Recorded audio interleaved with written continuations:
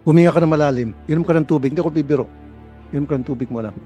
Okay. Bumili kayo ng body-worn cameras. Isang unit nagkakalaga ng 879,000 pesos. One unit ng body-worn camera. Ko-compare ko lang po pero parang napakalaki po yata. Hindi. May hawak ng dokumento. Ang inyong binilihan ay Boston Home Incorporated na ang capital lamang nito ayon sa SEC ay 10 million. And yet, nabigyan nyo ng kontrata na almost $1 billion.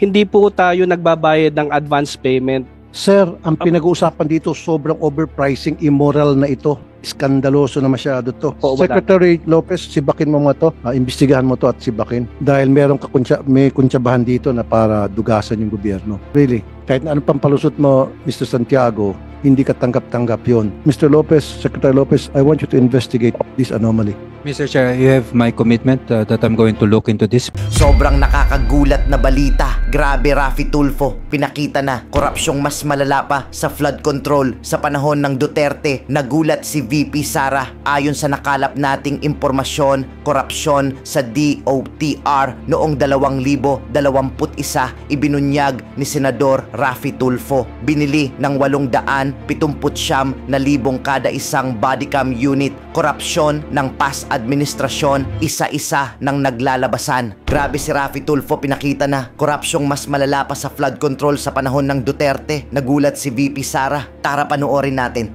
Anyway, next to present is the LTO.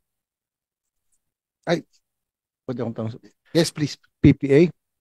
Okay, mabilis lang to. Ready ka na? Huminga ka ng malalim. Inom ka ng tubig. Hindi ako bibiro. Inom ka ng tubig mo lang. Okay. Bumili kayo ng body-worn cameras noong 2020. Okay. Kanino po kayo bumili? Ilang units at magkano per unit? With your permission po, Your Honor. Tatanungin ko lamang po doon sa finance po natin. Wala po sa akin yung handang numero. Okay. Saan? Bigyan kita ng clue. Isang unit nagkakalaga ng 879,000 pesos. One unit ng body-worn camera. Your Honor, i-check ko po pero parang i-compare ko lang po pero parang napakalaki po yata. Hindi. May hawak ng dokumento. 879,000 pesos isang unit. Although ginastify niyo yan sa COA, marami kayong mga nilagay, kung ano-ano mga requisitos, pero still 879,000 pesos one unit lang. At nasaan itong mga cameras na ito? Ginagamit pa rin ba ito? Tama po, Your Honor. In fact, meron po tayo sa PPA po na tinatawag po nating National Port Surveillance Center po.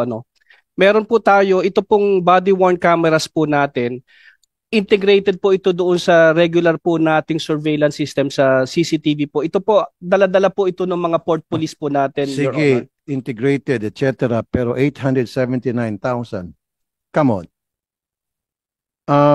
Ang inyong binilihan ay Boston Home Incorporated na ang capital lamang nito ayon sa SEC ay 10 million. And yet, nabigyan nyo ng kontrata na almost $1 billion. At pinuntahan namin tong kumpanyang to, apartment. Wala kang ginagawang due diligence. And, sumagot. Dati na itong na-flag down ng COA dahil nagbenta ng mga defective na mga kagamitan sa EMB, Environmental Management Bureau. Kung nag-check lang sana kayo, pinuntahan nyo sana itong opisina nito, nakita nyo apartment lang pala ito, ba't kami bibili rito ng daan-daan million worth of cameras? At kung nag-check lang sana kayo ng background nila, malalaman ninyo na ito'y nagbenta ng defective na mga equipments sa EMB. Your Honor, with your permission. Ipaliwanag ko po, Your Honor. Ito pong procurement po na to, dumaan po ito sa regular pong proseso ng under Republic Act 9184. At katulad po ng iba pong procurement po ng Philippine Ports Authority, Your Honor, whether infrastructure po or goods po or equipment, hindi po tayo nagbabayad ng advance payment. Sir, ang pinag-uusapan dito, sobrang overpricing, immoral na ito. Iskandaloso na masyado to. Ito, 191 units ang kontrata sa Boston Homes for the amount of 168 million. I-divide mo yung 168 million sa 191, magkano yan?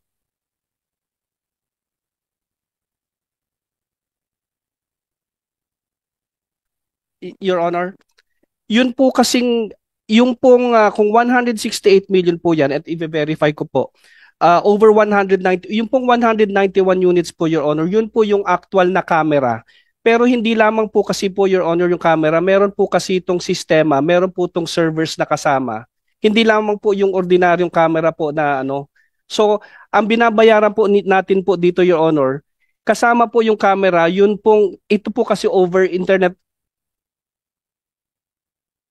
Sa PNP is 135,000. Medyo nahiya pa nga yung PNP noon.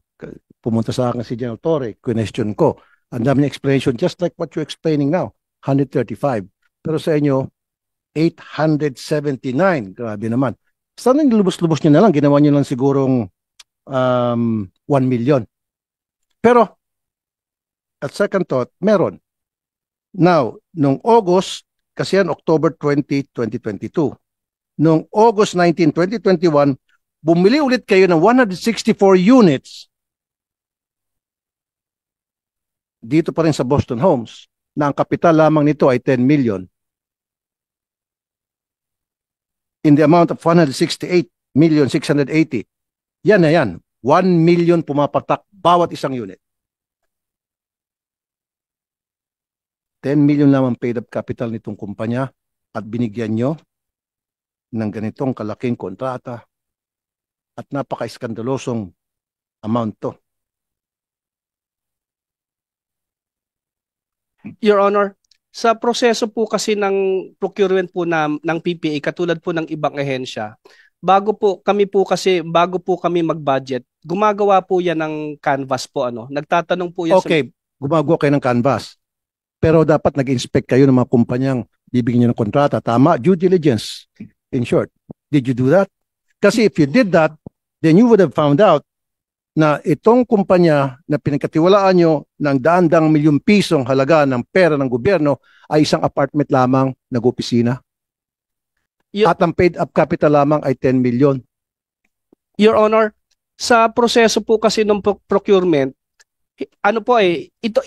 ipaliwanag ko po ito po, bago po tayo nagbayad dito, na deliver na muna po lahat ng equipment, hindi po tayo, at umaandar po, hindi po tayo nagbibigay po ng advance payment. So, sigurado po ang pamahalaan na bago po tayo nagbayad, nasa atin na po yung equipment at umaandar na po. Ngayon po, yung pong kung yun Sir, I'm not talking about kung umaandar na o hindi, bago na bayaran ay na-deliver na, etc.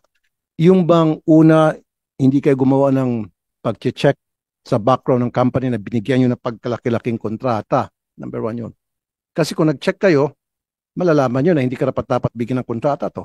Kami nag-check kami, pinuntahan namin, apartment, ang address niya ng kumpanya.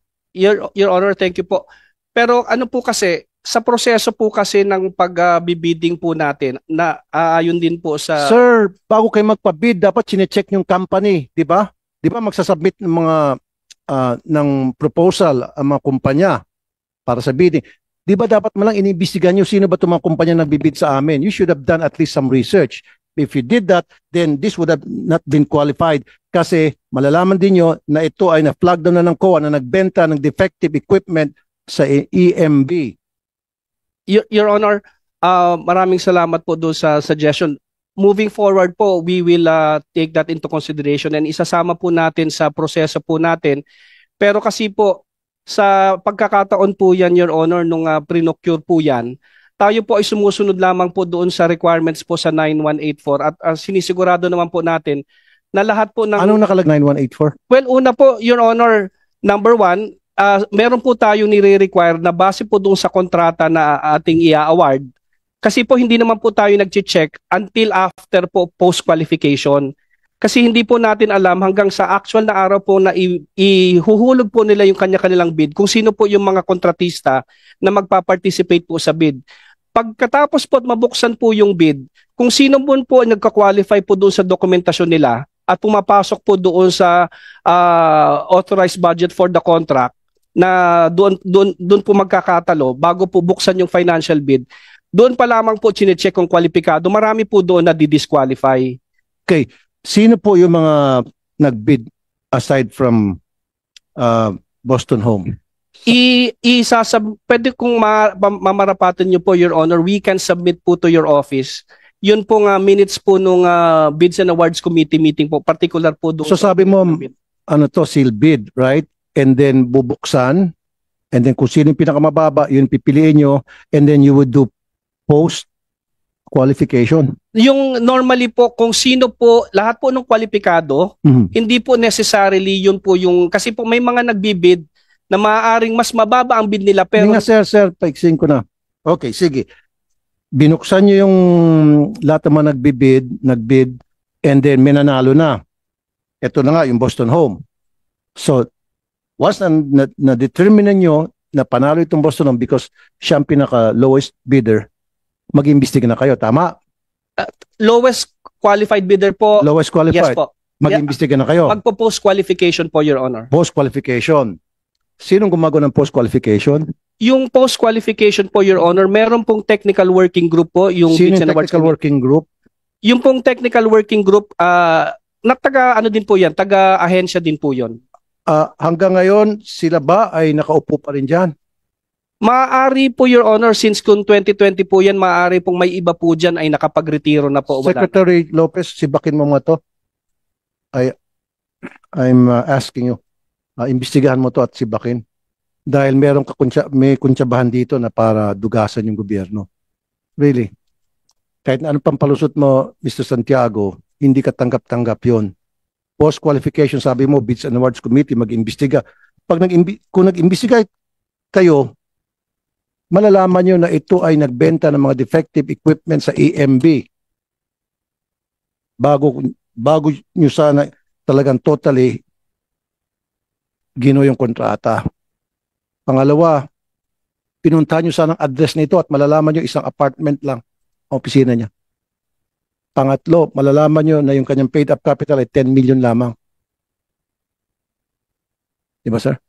At pang-apat, grabe naman, 879 million. Yung unang batch, 879 million pesos bawat unit. And then, the following year, tumaas 1 million pesos per unit. Kahit paano sabihin mo, sir, na may mga dagdag-dagdag kung ano-ano, mga nasa surveillance, program, etc., still, it doesn't make sense. Totoo yan, sir. Pumunta ka ng Shopee, 6,000. All in na yun. Ito, 1 million. Sir, Mr. Lopez, Secretary Lopez, I want you to investigate this anomaly. Mr. Chair, Meron anomaly. Go ahead po. Mr. Chair, you have my commitment that I'm going to look into this, especially the post-qual of the TWG and the PAC, Mr. Chair.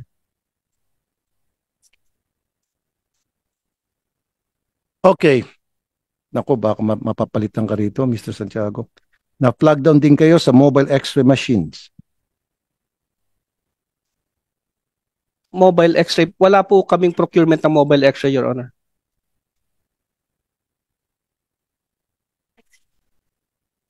Meron eh.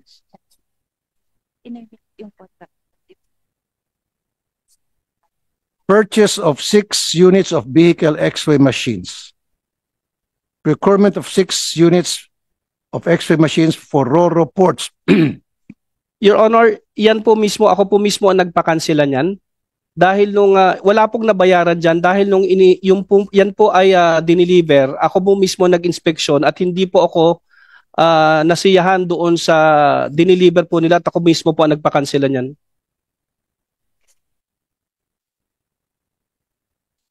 Okay, so hindi nyo na-deliver ito. Pinakansela ko po yan, Your Honor. Okay. Sige, at least yung sinasabi ko kanina pa due diligence, dapat hindi ka nagpapawara-wara lang, basta-basta na lamang tuturo na lang kayo kung sinong bigyan nyo ng kontrata, etc. Dito, very anomalous tong nangyaring transaction, Secretary, between tong Boston Homes and yung PPA. Please investigate. Yes, Mr. Chair. And heads must roll.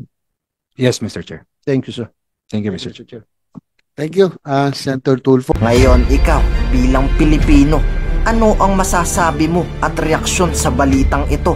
Mag-iwan ka ng komento sa ibaba at atin pong babasahin isa-isa.